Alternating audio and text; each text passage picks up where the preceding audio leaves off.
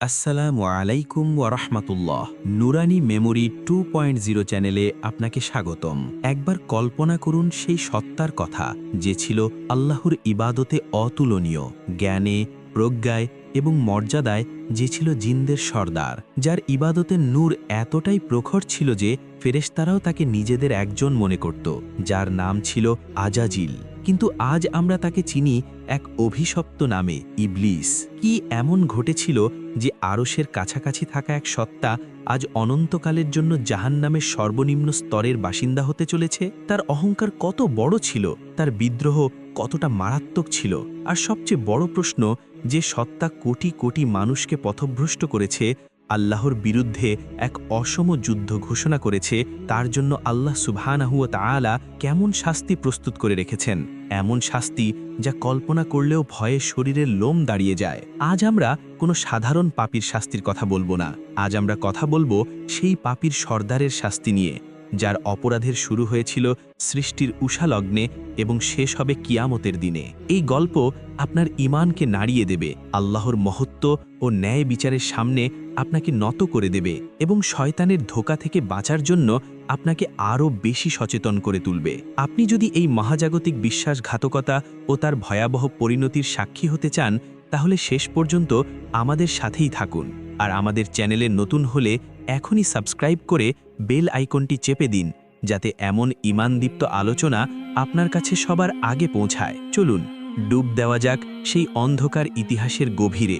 সময়টা ছিল সৃষ্টির ইতিহাসের এক স্বর্ণালী অধ্যায়। আসমানগুলো ছিল নূরের ফেরেশতাদের তসবিহ ও তাহলিলে মুখরিত। আল্লাহ সুবহানাহু ওয়া তাআলা তার এক বিশেষ সৃষ্টি জিন জাতিকে তৈরি করেছিলেন ধূম্রবিহীন অগ্নিশিখা থেকে। এই জিনদের মধ্যে একজন ছিল যে তার ইবাদত, জ্ঞান এবং আল্লাহ ভক্তির কারণে অন্য সবার থেকে আলাদা ছিল। তার নাম ছিল আজাজিল। সে এতটাই ইবাদত গুজার ছিল যে আল্লাহ তাকে আসমানে ফেরেশতাদের সাথে থাকার এবং তাদের শিক্ষকের মর্যাদা দান করেছিলেন।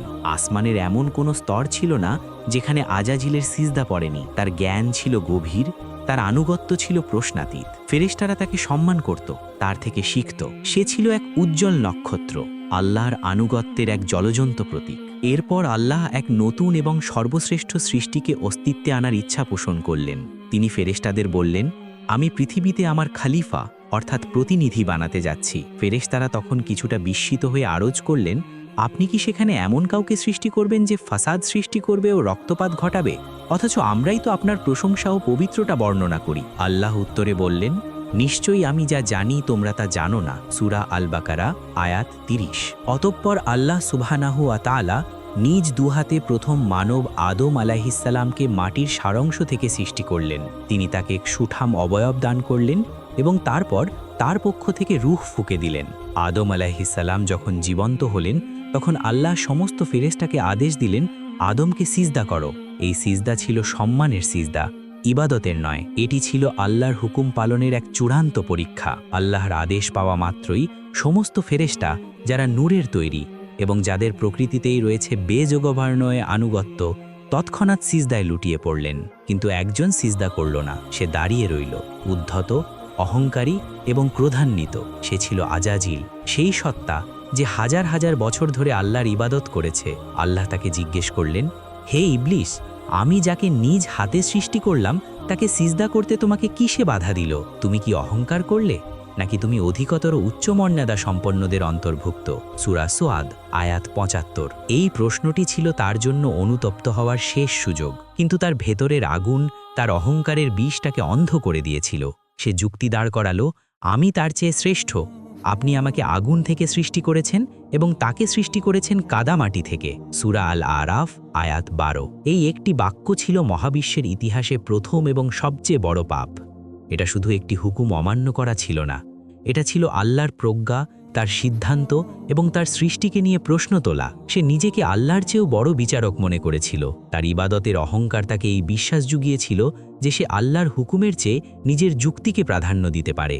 এই একটি মুহূর্তেই হাজার বছরের ইবাদত ধ্বংস হয়ে গেল।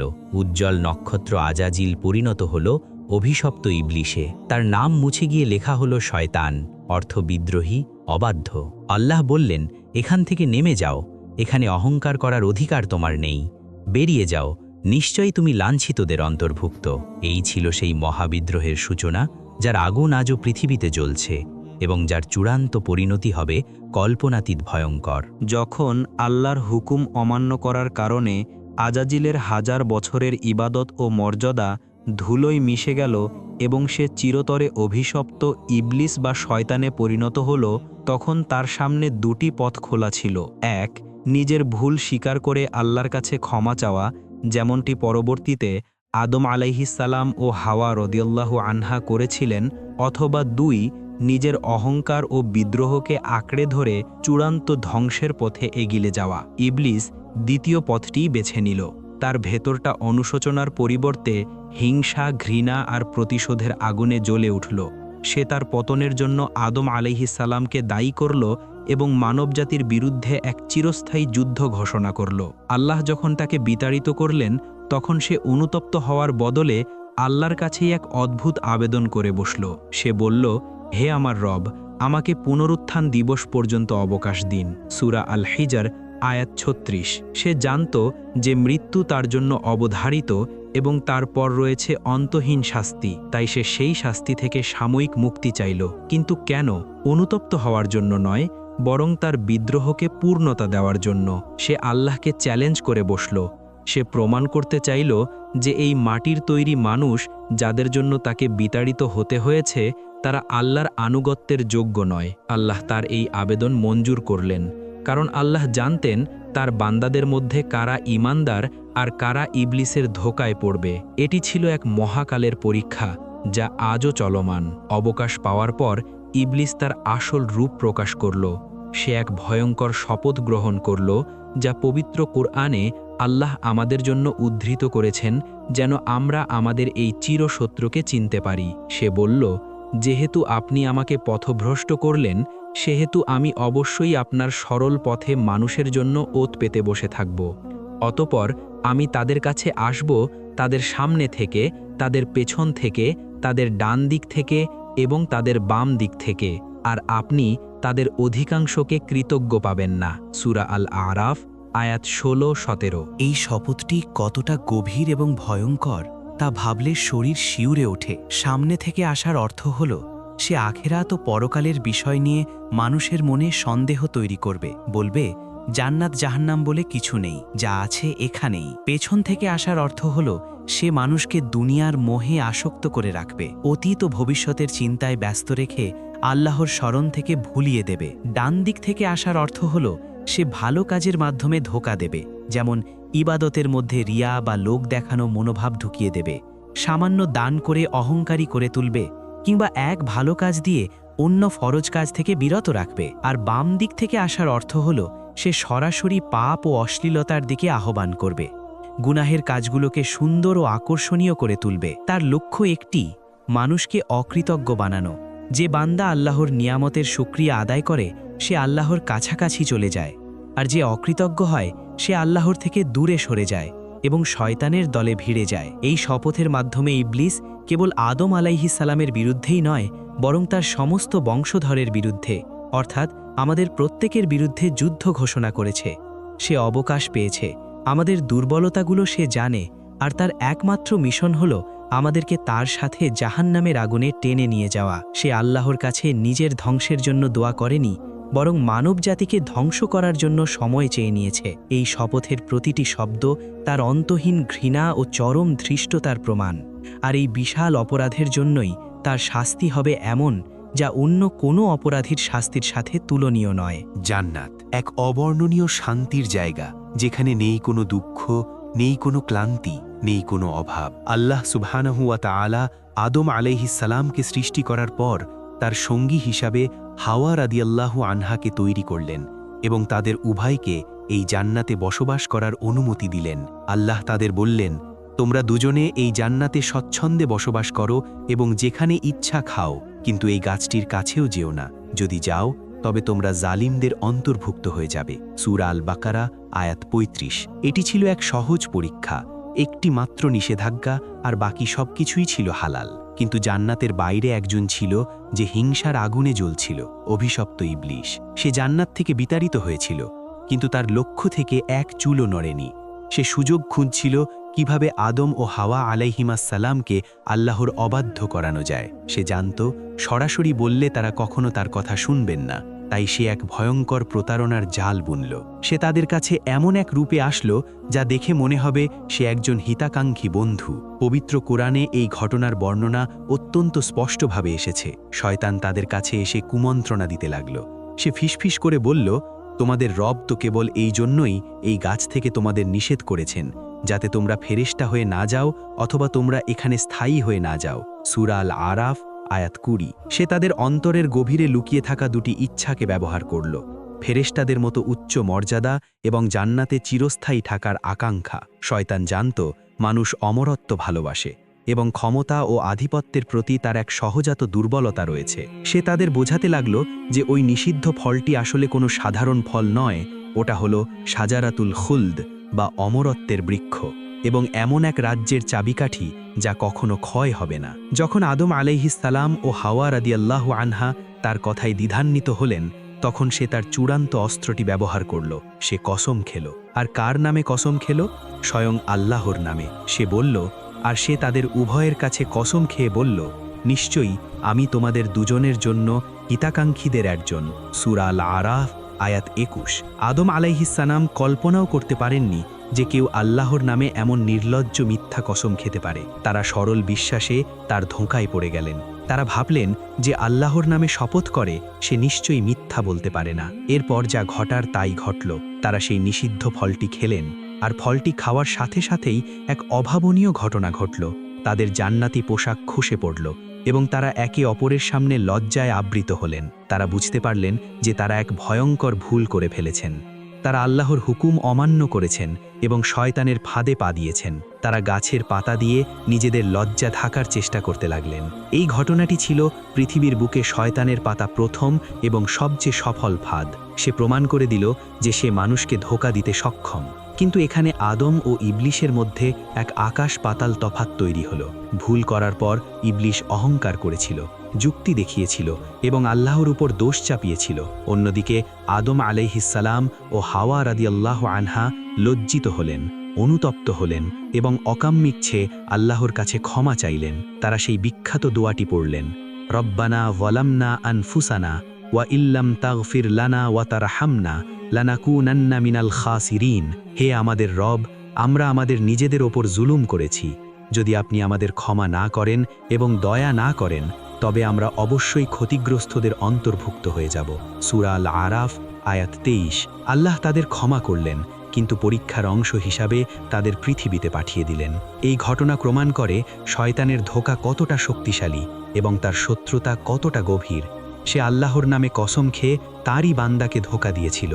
এর চেয়ে বড় বিশ্বাসঘাতকতা আর কি হতে পারে? আদম আলাইহিসসালাম ও হাওয়া রাদিয়াল্লাহু আনহাকে জান্নাত থেকে পৃথিবীতে পাঠানোর পর থেকে ইবলিসের আসল মিশন শুরু হয়। তার হাতে এখন এক বিশাল খেলার মাঠ, পুরো পৃথিবী, আর তার খেলার পুতুল সমগ্র মানবজাতি। কিয়ামতের দিন পর্যন্ত সে যে অবকাশ পেয়েছে, তার প্রতিটি মুহূর্ত সে কাজে লাগাতে শুরু করে। সে এক বিশাল ধোঁকার সাম্রাজ্য বা রাজত্ব গড়ে তোলে, যার ভিত্তি হল মিথ্যা, ভ্রম এবং মানুষের প্রবৃত্তির পূজা। পবিত্র কুরআনে আল্লাহ এই রাজত্বের বিভিন্ন দিক তুলে ধরেছেন, যেন আমরা তার কৌশলগুলো বুঝতে পারি এবং নিজেদের রক্ষা করতে পারি। ইবলিসের সবচেয়ে বড় কৌশল হল তাজয়ীন, অর্থাৎ পাপ কাজকে মানুষের চোখে সুন্দর ও আকর্ষণীয় করে তোলা। সে মদ, জুয়া, ব্যভিচার, সুদ, হিংসা, অহংকারের মতো ধ্বংসাত্মক বিষয়গুলোকে এমনভাবে উপস্থাপন করে যেন এগুলোই জীবনের আসল আনন্দ এবং স্মার্টনেসের প্রতীক। সে আধুনিকতা, প্রগতি এবং ব্যক্তি স্বাধীনতার নামে আল্লাহ নির্ধারিত সীমানাকে লঙ্ঘন করতে উৎসাহিত করে। সে ফিসফিস করে বলে, জীবন তো একটাই, উপভোগ করে নাও। এই একটি বাক্য দিয়ে সে অসংখ্য তরুণ তরুণীকে হারাম পথে পরিচালিত করে। সে হারাম সম্পর্ককে ভালোবাসা, নগ্নতাকে ফ্যাশন এবং আল্লাহ হুকুমের বিরুদ্ধাচরণকে সাহসিকতা বলে চালিয়ে দেয়। তার এই মায়াবী উপস্থাপনার কারণে মানুষ পাপ করার সময় সেটাকে পাপই মনে করে না, বরং নিজের অধিকার বা আনন্দ হিসাবে গণ্য করে। তার আরেকটি শক্তিশালী অস্ত্র হল তাসউইফ অর্থাৎ ভালো কাজকে বিলম্বিত করার কুমন্ত্রণা। যখনই কোনো ব্যক্তি তাওবা করার, নামাজ শুরু করার বা কোনো ভালো কাজ করার সিদ্ধান্ত নেয়, শয়তান এসে বলে, এখনো অনেক সময় আছে, কাল থেকে শুরু করো, আগে জীবনটা গুছিয়ে নি, তারপর ধর্মকর্ম করব। এখন বয়স কম, বুড়ো বয়সে হজ করব। এই আগামী কাল মানুষের জীবনে আর আসে না। সে মানুষকে ব্যস্ত রাখে দুনিয়াবি ছোটখাটো বিষয় নিয়ে আর পরকালের বিশাল প্রস্তুতিকে ভুলিয়ে দেয়। শয়তান মানুষের মধ্যে বিভেদ ও শত্রুতা সৃষ্টি করতে ভালোবাসে। সে স্বামী স্ত্রীর মধ্যে সন্দেহ তৈরি করে, ভাইয়ে ভাইয়ে সম্পত্তি নিয়ে ঝগড়া বাঁধিয়ে দেয়, বন্ধুদের মধ্যে ভুল বোঝাবুঝি সৃষ্টি করে এবং সমাজের মধ্যে জাতিগত ও গোষ্ঠীগত সংঘাত উস্কে দেয়। রাসূলুল্লাহ সাল্লাল্লাহু আলাইহি ওয়াসাল্লাম বলেছেন যে ইবলিস তার সিংহাসন পানির ওপর স্থাপন করে এবং তার বাহিনীকে পৃথিবীতে প্রেরণ করে। দিনের শেষে যে শয়তান সবচেয়ে বড় ফিতনা সৃষ্টি করতে পারে, বিশেষ করে স্বামী স্ত্রীর মধ্যে বিচ্ছেদ ঘটাতে পারে, ইবলিস তাকেই সবচেয়ে বেশি পুরস্কৃত করে। কারণ একটি পরিবার ধ্বংস হওয়া মানে একটি নতুন প্রজন্ম ধ্বংসের দ্বার প্রান্তে চলে যাওয়া। অহংকার হলো ইবলিসের নিজস্ব সিগনেচার পাপ। সে নিজেও অহংকারের কারণে ধ্বংস হয়েছে, তাই সে চায় মানুষও যেন অহংকারী হয়। সে মানুষের মনে জ্ঞান, সম্পদ, সৌন্দর্য বা ক্ষমতার অহংকার ঢুকিয়ে দেয়। মানুষ যখন নিজেকে অন্যর চেয়ে বড় ভাবতে শুরু করে, তখন সে সত্যকে গ্রহণ করার যোগ্যতা হারিয়ে ফেলে। ইবলিস এভাবেই নমরুদ, ফেরাউন এবং আবু জাহেলের মতো ক্ষমতাধর ব্যক্তিদের ধ্বংস করেছিল। তারা নিজেদের এতটাই বড় মনে করত যে আল্লাহর নবীদের কথাকে তারা তাচ্ছিল্য ভরে প্রত্যাখ্যান করেছিল। সবচেয়ে ভয়ঙ্কর হল শয়তান মানুষকে আল্লাহর রহমত থেকে নিরাশ করে দেয়। যখন কোনো ব্যক্তি বারবার পাপ করার পর অনুতপ্ত হয়, শয়তান এসে বলে, তোর মতো পাপীকে আল্লাহ কখনো ক্ষমা করবেন না, তোর জন্য জাহান্নাম নিশ্চিত। এই হতাশা মানুষকে তওবার দরজা থেকে দূরে সরিয়ে দেয় এবং সে পাপের সাগরে আরও গভীরে ডুবে যেতে থাকে। অথচ আল্লাহ বলেন, হে আমার বান্দারা, যারা নিজেদের উপর জুলুম করেছ, তোমরা আল্লাহর রহমত থেকে নিরাশ হও না। সূরা আজ-জুমার আয়াত 53। এইভাবেই ইবলিস তার ধোঁকার রাজত্ব চালিয়ে যাচ্ছে। সে আমাদের রগে রগে রক্তের মতো প্রবাহিত হয়, আমাদের অন্তরে কুমন্ত্রণা দেয় এবং আমাদের দুর্বলতম মুহূর্তে আঘাত হানে। সে এক অদৃশ্য শত্রু, কিন্তু তার প্রভাব দৃশ্যমান। সে একাই আরব মানুষকে পথভ্রষ্ট করেছে, শিরক ও কুফরের অন্ধকারে ডুবিয়ে দিয়েছে। তার অপরাধের খাতা সময়ের সাথে সাথে কেবল ভারী হয়েছে। আর এই বিশাল মহাজাগতিক অপরাধের জন্যই আল্লাহ তার জন্য এমন এক শাস্তি প্রস্তুত করে রেখেছেন যা হবে তার মতোই অতুলনীয়। তবে যন্ত্রণার দিক থেকে কিয়ামতের ভয়াবহ সেই দিন। সূর্য মাথার মাত্র এক বিগত পরে জমিন তামার মতো তপ্ত। মানুষ তার আমল অনুযায়ী ঘামের মধ্যে হাবুডুবু খাচ্ছে। কোটি কোটি মানুষ, আদম আলাইহিসসালাম থেকে শুরু করে শেষ ব্যক্তি পর্যন্ত, সবাই একত্রিত হয়েছে সুবিশাল হাসরের ময়দানে। সবার চোখে মুখে ভয়, আতঙ্ক আর অনিশ্চয়তা। প্রত্যেকেই ইয়া নাফসি করছে। নবীরাও পর্যন্ত আল্লাহর ভয়ে ভীত ও সন্ত্রস্ত। এই চরম বিশৃঙ্খলার মধ্যে আল্লাহ সুবহানাহু ওয়া তাআলার নির্দেশে জাহান্নামকে টেনে হিচড়ে আনা হবে। তার গর্জন শুনে বহুদূর থেকেও মানুষের অন্তর কেঁপে উঠবে। আর ঠিক সেই মুহূর্তে জাহান্নামের ভেতর থেকে একটি আগুনের মিম্বার বা উঁচু মঞ্চ বের করে আনা হবে। সেই মঞ্চে দাঁড় করানো হবে এক ব্যক্তিকে। সে হলো ইবলিস। তার চারপাশে থাকবে সেই সমস্ত মানুষ ও জিন যারা পৃথিবীতে তার অনুসরণ করেছিল, তার ধোঁকায় পড়ে আল্লাহর পথ থেকে বিচ্যুত হয়েছিল। তারা সবাই আজ তাদের নেতা ইবলিসের দিকে তাকিয়ে আছে একরাশ ঘৃণা আর অভিযোগ নিয়ে। তারা চিৎকার করে বলছে, এই তো সে যে আমাদের ধোঁকা দিয়েছিল, এর জন্যই আজ আমাদের এই পরিণতি। তখন আল্লাহ ইবলিসকে কথা বলার অনুমতি দেবেন, আর ইবলিস তার জীবনের শেষ ভাষণটি দেবে। এই ভাষণটি কোনো ক্ষমা প্রার্থনার ভাষণ হবে না কোনো অনুশোচনার বহিঃপ্রকাশ। এটি হবে পৃথিবীর ইতিহাসের সবচেয়ে বড় বিশ্বাসঘাতকতা এবং চূড়ান্ত আত্মসমর্পণের ভাষণ। পবিত্র কোরআনের সূরা ইব্রাহিমের 22 নম্বর আয়াতে আল্লাহ এই ভাষণের সারমর্ম আমাদের জানিয়ে দিয়েছেন। ইবলিস তার অনুসারীদের দিকে তাকিয়ে একটি শীতল ব্যঙ্গাত্মক গলায় বলবে, নিশ্চয়ই আল্লাহ তোমাদেরকে সত্য প্রতিশ্রুতি দিয়েছিলেন, আর আমিও তোমাদেরকে প্রতিশ্রুতি দিয়েছিলাম, কিন্তু আমি তোমাদের সাথে বিশ্বাসঘাতকতা করেছি। সে স্বীকার করবে যে আল্লাহর কথাই সত্য ছিল, জান্নাত জাহান্নামের প্রতিশ্রুতিই আসল ছিল, আর তার দেওয়া সমস্ত প্রতিশ্রুতি, ক্ষমতা, অমরত্ব, দুনিয়ার ভোগবিলাস সবই ছিল মিথ্যা আর প্রতারণা। এরপর সে তার চূড়ান্ত আঘাতটি হানবে। সে বলবে, তোমাদের ওপর আমার কোনো আধিপত্য বা জোর ছিল না, কেবল এটুকু ছাড়া যে আমি তোমাদেরকে পাপের দিকে ডেকেছিলাম আর তোমরা আমার ডাকে সাড়া দিয়েছিলে। এই কথা শুনে তার অনুসারীদের পায়ের নিচের মাটি সরে যাবে। যে নেতাকে অনুসরণ করে তারা আজ ধ্বংসের দ্বার প্রান্তে, সে নিজেই বলছে যে তার কোনো ক্ষমতা ছিল না, সে শুধু ফিসফিস করে কুমন্ত্রণা দিয়েছে, পাপকে আকর্ষণীয় করে তুলেছে, কিন্তু কাউকে জোর করে পাপ করায়নি। মানুষ নিজের ইচ্ছাতেই, নিজের প্রবৃত্তির তাড়নায় তার ডাকে সাড়া দিয়েছে। তারপর সে বলবে, সুতরাং আজ তোমরা আমাকে তিরস্কার করো না, বরং নিজেদেরই তিরস্কার করো। আজ না আমি তোমাদের কোনো সাহায্য করতে পারবো, না তোমরা আমার কোনো সাহায্য করতে পারবে। কি নির্মম পরিহাস! পৃথিবীতে যারা শয়তানের জন্য নিজেদের জীবন উৎসর্গ করেছিল, আজ শয়তান নিজেই তাদের ত্যাগ করছে। সে স্পষ্ট বলে দেবে সে তাদের কোনোই উপকারে আসবে না। জাহান্নামের আগুন থেকে বাঁচানোর ক্ষমতা তার নেই। ভাষণের শেষে সে তার আসল পরিচয় তুলে ধরবে। সে বলবে, এর আগে তোমরা যে আমাকে আল্লাহর সাথে শরিক করেছিলে, আমি তা অস্বীকার করছি। নিশ্চয়ই জালিমদের জন্য রয়েছে যন্ত্রণাদায়ক শাস্তি। সে নিজেই শিরককে অস্বীকার করবে, যে শিরক করার জন্য সে সারা জীবন মানুষকে প্ররোচিত করেছে। সে নিজেকে বাঁচানোর জন্য তার অনুসারীদের ঘাড়ে সমস্ত দোষ চাপিয়ে দেবে এবং নিজেকে তাদের থেকে সম্পূর্ণ আলাদা করে ফেলবে। কল্পনা করুন সেই মুহূর্তের কথা। কোটি কোটি মানুষ যারা শয়তানকে বন্ধু, নেতা আর পথপ্রদর্শক মনে করেছিল, তারা দেখবে তাদের নেতা কেমন কাপুরুষের মতো তাদের অস্বীকার করছে। তাদের সমস্ত আশা, সমস্ত ভরসা এক মুহূর্তে ধূলিসাৎ হয়ে যাবে। তাদের ক্রোধ, হতাশা আর আর্তনাদ জাহান্নামের গর্জনকে ছাপিয়ে যাবে। এটি হবে চূড়ান্ত মনস্তাত্ত্বিক শাস্তি। জাহান্নামের শারীরিক আযাব শুরু হবার আগেই তারা মানসিক যন্ত্রণায় ছিন্ন বিচ্ছিন্ন হয়ে যাবে। আর ইবলিস, এই মহাপ্রতারক, তার অনুসারীদের এই অসহায়ত্ব দেখে হয়তো এক পৈশাচিক হাসি হাসবে, কারণ তার মিশন সফল হয়েছে। সে একা জাহান্নামে যাচ্ছে না, সাথে করে নিয়ে যাচ্ছে এক বিশাল দলকে।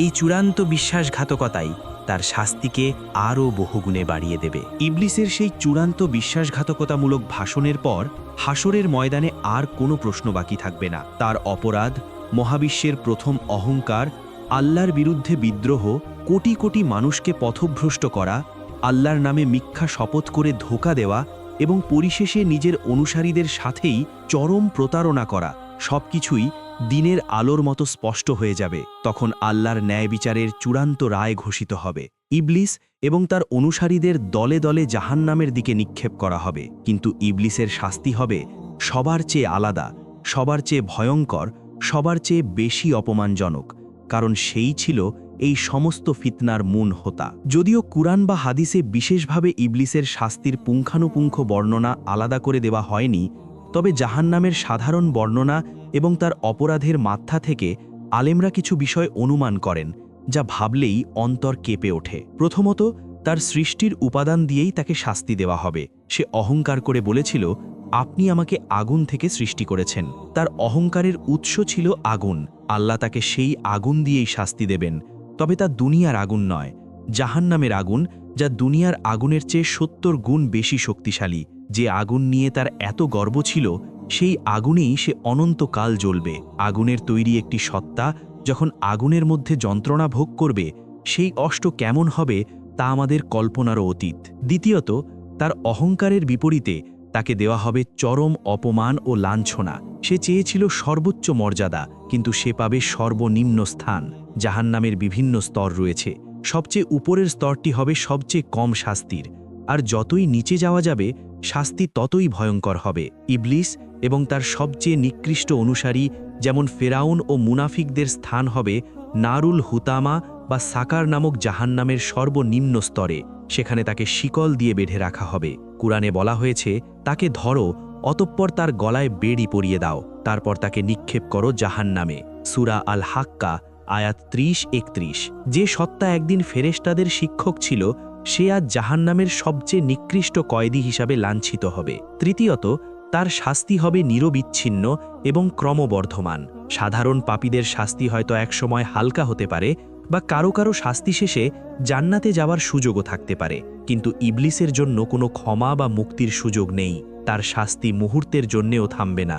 যখনই তার চামড়া পুড়ে গলে যাবে, সাথে সাথেই সেখানে নতুন চামড়া সৃষ্টি করা হবে, যাতে সে শাস্তির স্বাদ অবিরামভাবে ভোগ করতে পারে। সূরা আন-নিসা আয়াত ৫৬। তার যন্ত্রণা সময়ের সাথে সাথে কমবে না, বরং বাড়তেই থাকবে। তার আর্তনাদ, তার চিৎকার কোনো কিছুই আল্লাহর আযাবকে এক বিন্দু পরিমাণ কমাতে পারবে না। চতুর্থত, তাকে তার অনুসারীদের সাথেই রাখা হবে, কিন্তু তা বন্ধু হিসেবে নয়, বরং একে অপরের জন্য আযাবের কারণ হিসাবে।